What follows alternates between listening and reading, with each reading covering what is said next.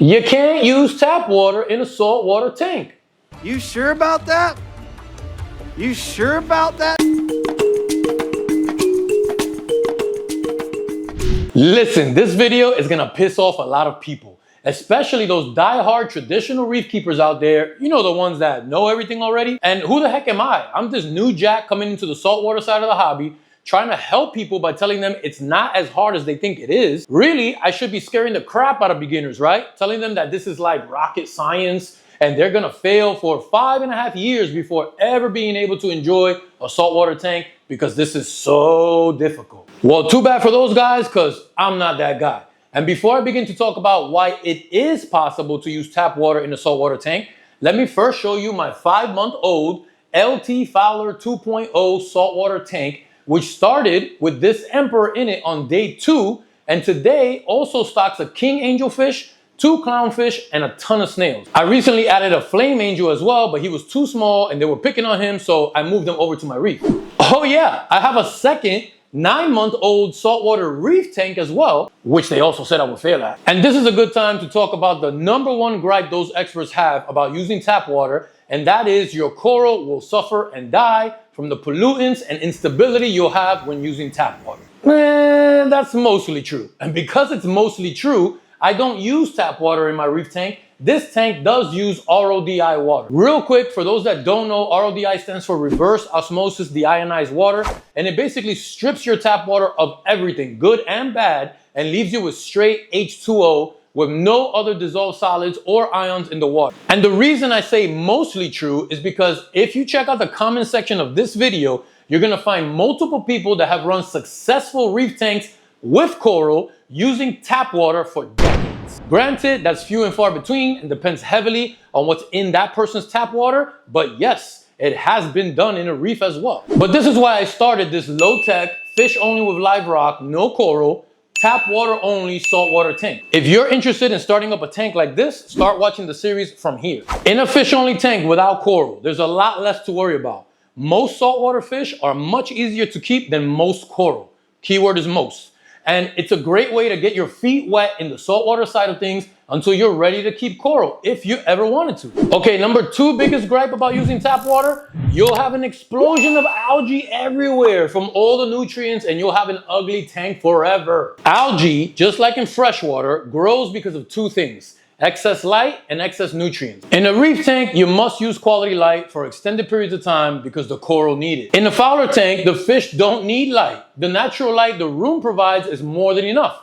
And if there's a time frame of the day when you're most likely to be home watching the tank, sure, hit the lights and enjoy your tank.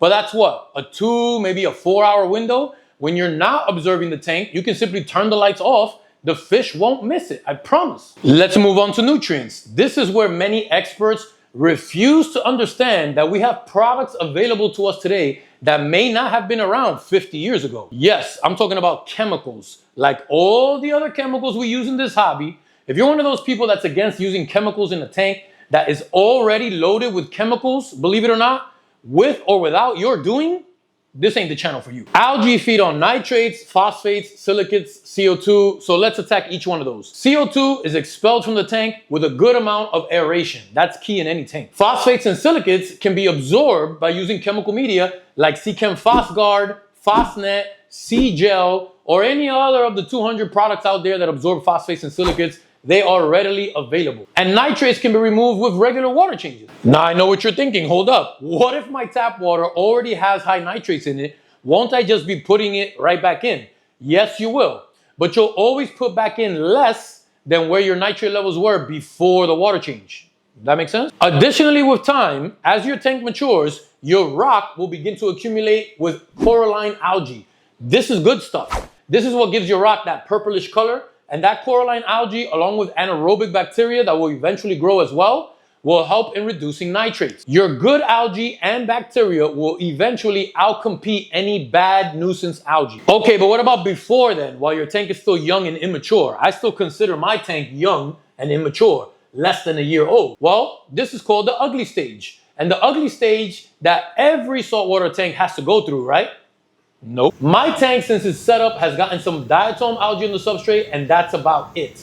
Diatoms are a normal process that happens in every tank, fresh or salt, and with time, they eventually go away. You can also help reduce this ugly stage by adding a cleanup crew early, like snails, crabs, and algae-eating fish like tangs and angelfish. I also encourage you to research copepods, which are essential in a saltwater tank, especially during this ugly phase. Okay, we tackled the algae problem with tap water. Now, the third major gripe is that you'll have elevated minerals in your water, like calcium, alkalinity, and magnesium, that will kill your fish. First, yes, you will have elevated levels because your tap water already contains calc, alk, and mag, and you're adding more with the salt mixture. And how high these levels are in your tap water are completely dependent on where you are in the world. If you have soft water, you have low levels. If you have hard water, you have high levels. To keep things simple, soft water tap water users, which is about 150 TDS and lower, have nothing to worry about. Your mineral content in the water after being mixed with your salt will be slightly higher than optimal range,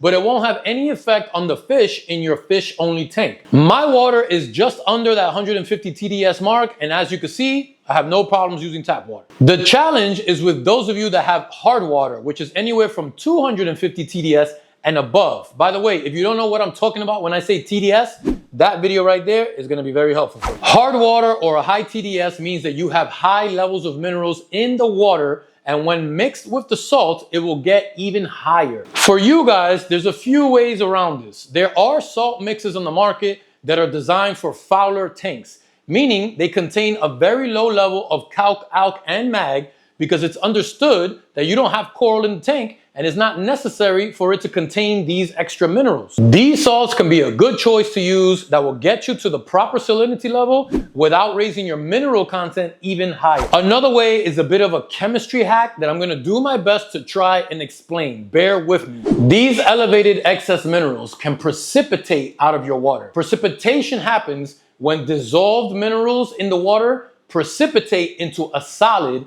and therefore are removed from the water column. And this reduces your mineral content. Here's the plan. For your first full tank fill up, I recommend forcing this precipitation to happen. Add your water to a brew can or a mixing bucket or even into your tank that doesn't have any livestock in it yet. Mix in your salt to the appropriate 35 parts per thousand salinity level, and then pound that thing with tons of surface agitation, with bubblers, with wave makers, with whatever you got. The purpose is to make sure that you remove as much CO2 as possible from that water, which in turn raises the pH even higher than it already is in that water, which will then trigger precipitation. You could even add some baking soda in the water, which will spike the pH even more, resulting in faster precipitation. So you do this for about 24 to 48 hours, depending on how hard your tap water is. Then you cut the surface agitation off and vacuum out all the solids that have settled at the bottom of your container or at the bottom of your tank. By removing these solidified minerals from the bottom of your containers, they will not re-dissolve into the water and you'll be left with a much lower mineral content. Now, your pH will gradually come back down after this process because CO2 will build back up again. This is how pH works. This is totally normal. Okay, so what about top-offs and water changes? So top-offs will actually help to dilute more of the salt mix solution. Yeah, you're right. You're topping off with high mineral water, but it's almost an even wash. Remember, when the tank is stocked and running, you'll always have precipitation happening and your fish will be consuming these minerals through their skin, reducing the mineral levels all the time, like normal wear and tear. In a reef tank, we have to dose these minerals daily to keep them at a consistent level because they're constantly being depleted by the tank and the livestock. In this case, we won't be dosing anything back in. We want a reduction of these minerals. Water changes, on the other hand, will be more challenging for you because you'll have to mix in new salt every time that you do a water change, and you're gonna end up with those higher mineral levels every time. So you'll have to prepare your water in the same way as previously mentioned for 24 to 48 hours in advance. And I know it's not the best thing in the world, but setting up RODI filters, waiting to make RODI, storing RODI water, that ain't a cakewalk either, so pick your poison. So again, what you're looking for is your pH to drop back down to normal saltwater levels of anywhere from 8 to 8.5 pH, which tells you that your tap water saltwater mixture is now safe for fish. And if you're doing this for the first time in a new tank, then it's also ready to begin the cycling process. Wait, Kev. So now you're saying that we have to wait for the cycle before adding fish? No. Check that video out right there. But before you go, if you enjoyed this video, make sure you give it a thumbs up. Don't forget to subscribe, and I'll see you on the other side. Peace. I hope I didn't piss you guys off too much.